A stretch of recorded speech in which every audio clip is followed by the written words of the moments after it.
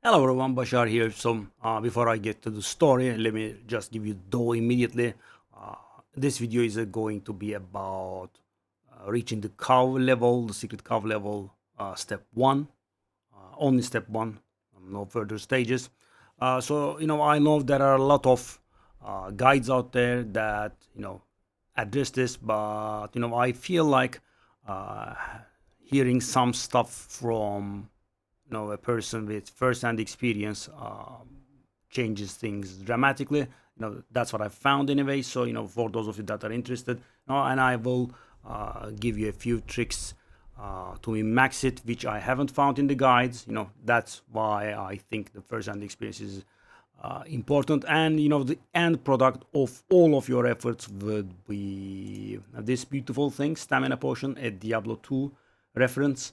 Yeah, so that's what we are going to work on, and it's going to take, depending on your dedication and skill, and how dedicated you are, it's going to take about 68 hours, 6 to 9 hours, and also sadly RNG is involved.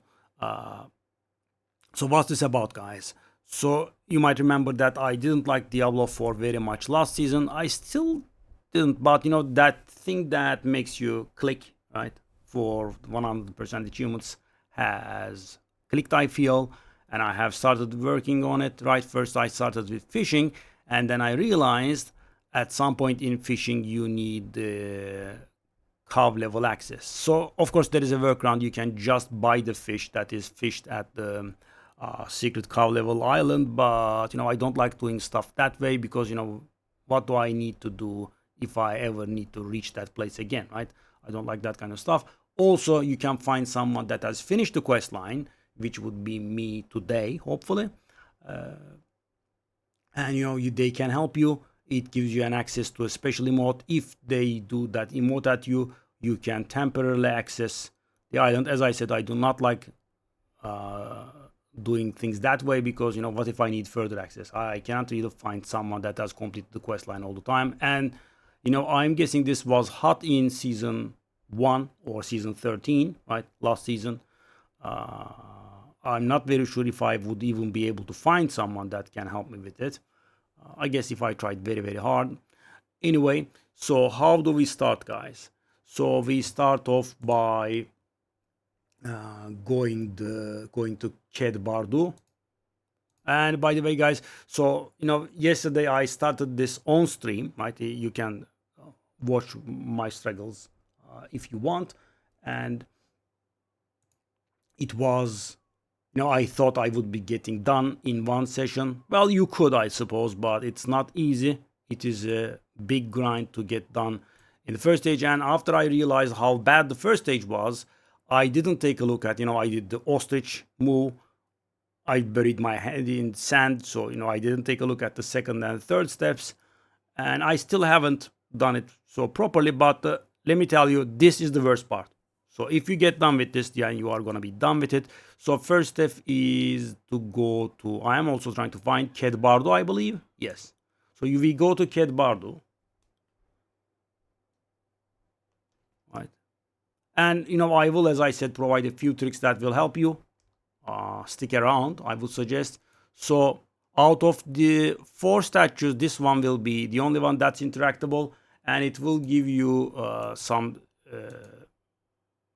yeah, and the oxen gods and blah blah blah, right? And there would be this thing, the old tablet, spill their blood. So guys, that means go and kill cows, right? If you put these together. And so uh, this will refer to the old original areas of the game, namely Fracture Peaks, Skosglen, Dry Steppes, Kyrgyzstan, and Havezar. Right, these are the original areas. Then we have Nahanto added with the first expansion, and with the second expansion we have Skovos added. So they are grouped up. Kyrgyzstan and Havezar are grouped up together, right?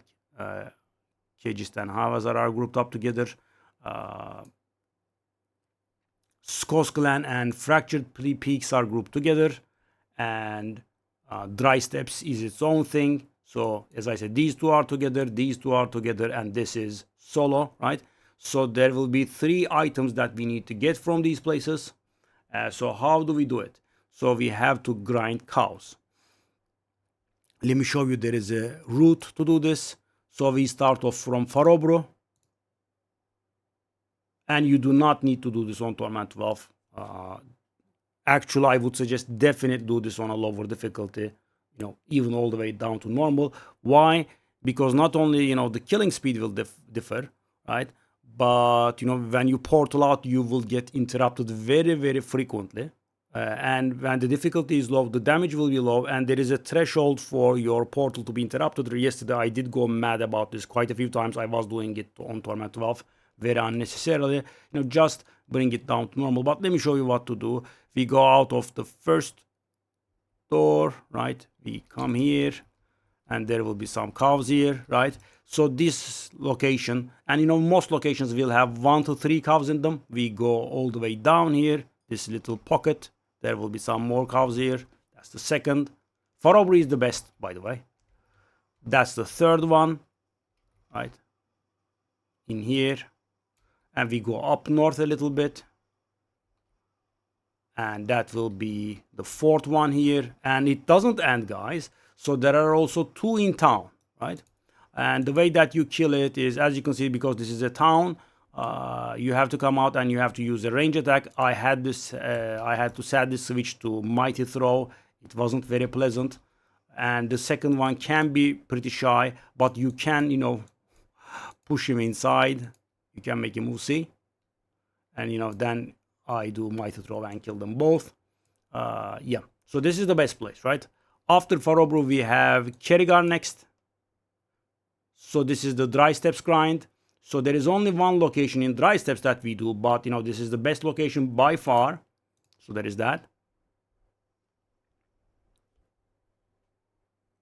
I'm going to show you the rotation, then I'm going to talk about numbers.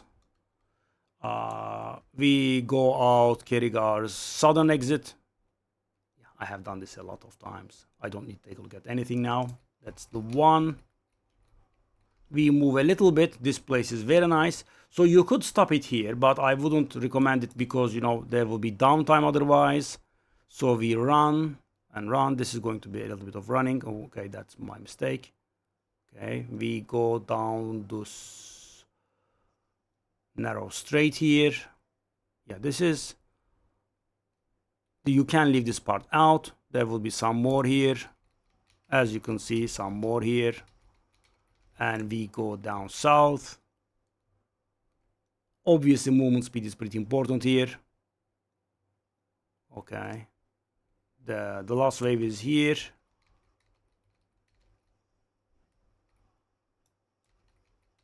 They aren't up? Hold up. Do we have any cow bodies on the ground? Oh, we do. They are here. Right? Okay, so that covers that. The next one is the most toxic and most annoying one. I hate it. Under the Fat Goose Inn. We teleport to under the Fat Goose Inn. We will have to run all the way east for one node. As I said, again, skippable maybe. You will, your call. Let me show you. And this place is going to be important. Keep this in mind. We will get here at the end. So there will be a lot of running for a single node only, right? That's the most annoying part. In Skoskoland, we do run around quite a bit, but at least, it's 2 nodes, right?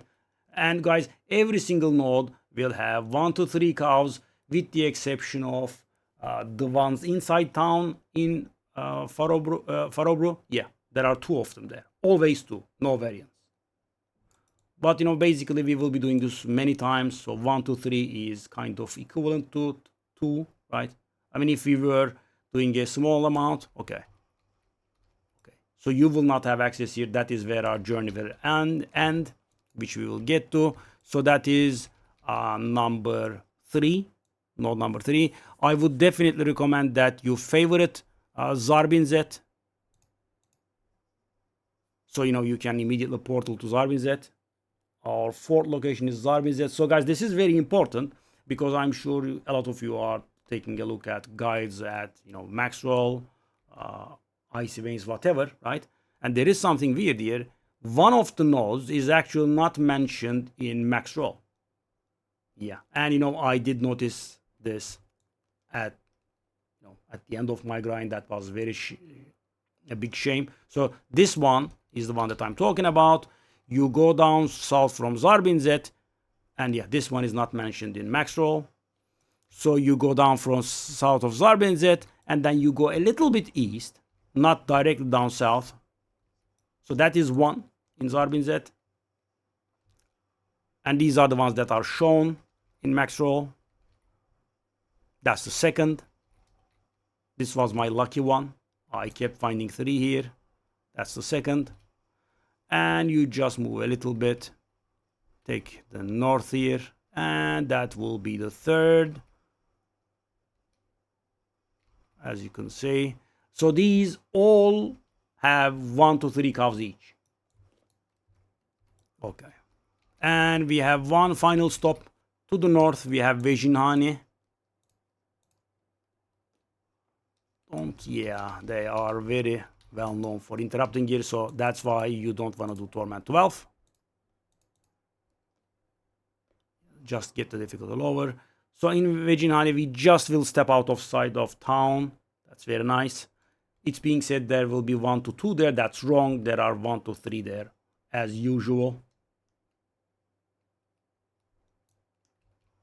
Okay, so this is one full rotation done.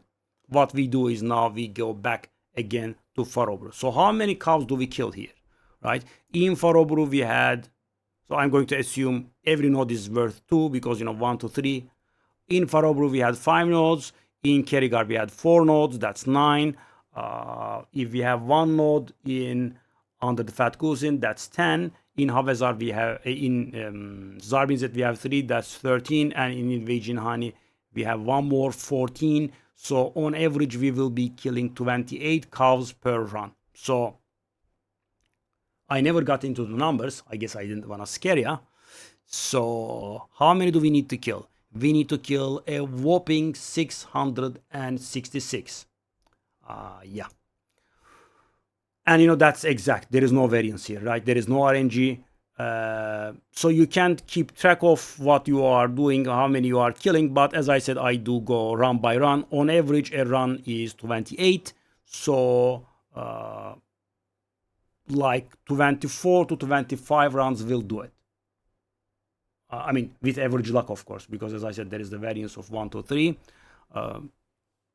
And the thing is, when you get the thing, right, you will get either a bloody wooden shard or an intricate metallic fragment or musty tome.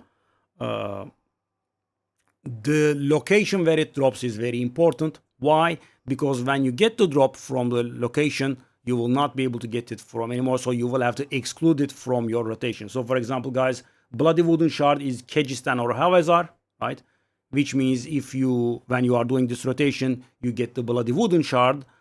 That means you are going to get it either in Zarbinzet or Vejinhani, and you will have to drop both of them from your rotation. So you will have to keep doing Farobru Kerrygar under the Fat Cousin, right? After that, you will have 2 options. You either will start this farm with another character with the zones that you haven't gotten a relic in. So for example, as I said, if I get it in Kerrygar, I will leave Kerrygar and under the Fat Cousin out, right? And I will have to do Farobru, Zarbinzet, and Vejinhani. Whatever it is, right? The one that you got will be out. So Kerrygar and under the Fat Cousin are paired. Zarbinzet and Vejinhani are paired, and Farobru is on its own, right? So whichever you get, you will drop that from your list. Okay, so you will have an option. You can do it with a fresh character to get it at 666 kills again, guaranteed, or you will have to, keep going on with the same character. As you know, I have a single character this season, so I went on with a single character because, the numbers that people were giving was looking like, instead of going for 666, going for that very low drop rate, is actually better. Because guys, if I'm expected to get it earlier than 666, that is just better, as you can imagine. So that's what I did. And thing is, the people were right. Let me give you my numbers. So I did my grind and grind and grind, and then I got it in Skoskland. Where is it? Kerrygar, right? I did get my first one in Kerrygar, which means I left the Kerrygar one and the Fat Goose one out, right? Then I'm like, okay, let me try this. And so I was down to, Kedbardu, Zarbinzet, and Vegin Honey. And at this time, I didn't realize Zarbinzet had a third node. Yeah, thanks Maxroll. So I had to do like 16 rounds while I was doing 2 nodes on Zarbinzet. So around 300 kills, a little above 300 kills, and I did get the second piece in Farobro, right?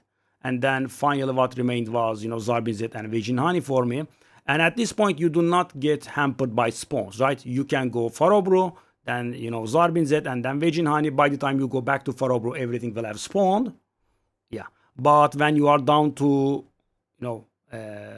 just Zarbinzet and Vegin Honey, you will be limited by the spawns.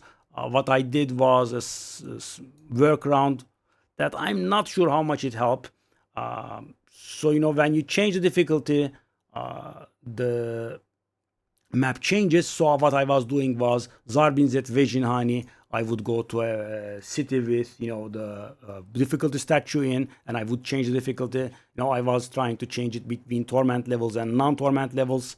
So, for example, like expert torment 1, hard torment 2, that sort of thing. And definitely do it on lower difficulties because, as I said, they will hit you a lot and they will interrupt your portals, especially in the Zarbinzet location. It's very awful, right? I have gone mad quite a few times yesterday. So, and for the last one, guys, I had to do... So when I was doing the last grind, I realized that Zarbinzet has a third node. And it was around 50 rounds in Zarbinzet Vegin Honey. That's around 400 kills. So guys, there is definitely no need to do it with 666 kills, right? I have even read of people getting lucky and getting them with less than 100 kills. I have heard of a few people that did get unlucky and had to grind extra. But let me tell you this: the first one, 666 kills, 1 relic. The second time around, I got about 700 kills, which is almost equal, right? And I did get both of them. So, in total, I didn't probably kill 1,400. So I would definitely suggest keeping at it as single character. And the thing is, guys, also, if you are going to do it with multiple characters, so the Barbarian is fast, right? Werewolf Barbarian is pretty fast. What if, I don't have a second character, but even if I did, they wouldn't be, doing it at the same speed. So that's why I stuck and definitely do so. One other detail that I can mention to you is sometimes the Hell Tide will hit Vegin Honey, and that somehow prevents the spawn of the cows there. I would definitely stop the farming. Yeah, I would say it makes that much of a difference. So guys, if you are doing this, right, you are an achievement hunter like I am, and you would probably not be done with fishing, because if you did it last season, you won't need this. If you are needing this, then you will probably have skipped the last season like I did. So, just go somewhere and fish, right? Until, the Hell Tide is over. As you know, the Hell Tide starts at o'clock and stops at, 5 minutes to the next o'clock. So, it lasts 55 minutes. So when I had that, I did fish a little. I did do a few rounds, of course. But, yeah, if Vegin Honey is involved, as I said, wherever you get the relic, immediately drop it from your rotation. And I don't think, you can make that kind of mistake, because, this is a grind that takes hours. So how much did it take for me? I would say, so guys, learning the rotation is quite the thing, right? Because, we have 5 locations, we have a lot of nodes, memorizing them and optimizing the route takes time. So there will be a learning curve of 1.5, 2 hours. I don't know, it will vary from person to person. And it took I probably would say around 6 hours for me, total, maybe 6.5. But as I said, I did manage to get it done with, a little below 1,400 cow kills. So that concludes that. Keep in mind Vegin Honey Hell Tide situation.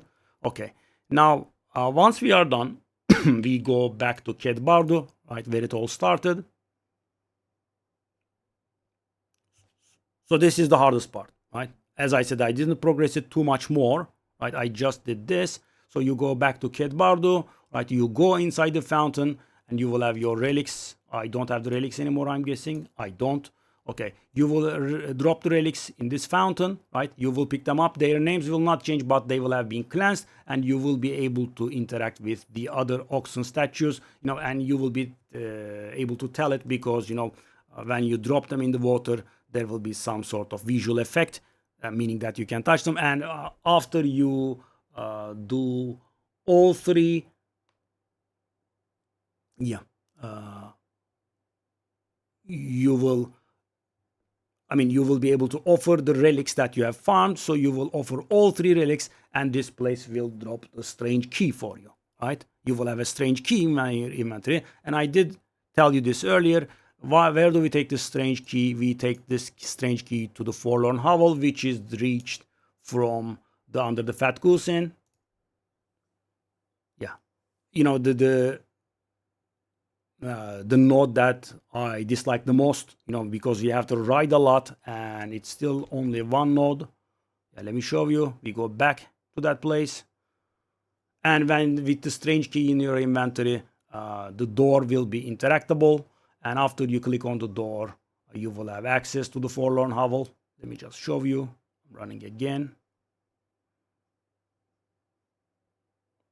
Yeah, sadly, you will have to do traverse here once. I don't think that was the optimal route, but it's pretty annoying, yeah. I mean, even if you take the right route, you will have to traverse once, which will require you to dismount. Okay. Okay, so here we are. And as I said, this door will be interactable and you can go inside the Forlorn Hovel. Inside the Forlorn Hovel, big surprise, there will be cows and a lot of dead people. Yeah, like this. And you will kill said cows, and the cows will drop you a stamina potion. I don't know if they drop for the second time. Oh, they do. Okay. So, yeah, that's about it.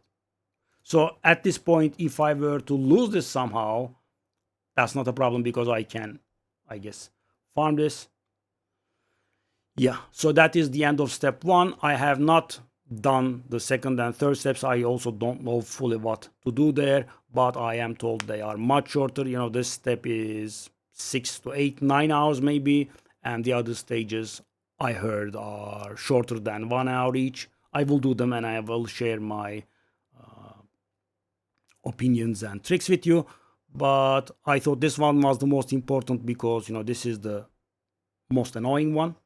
So yeah, these are the tricks I can give you, and obviously after I unlock it, I can help you access the island if you wish. Just contact me and I will help you out, and I will see you guys in another video. Bye bye.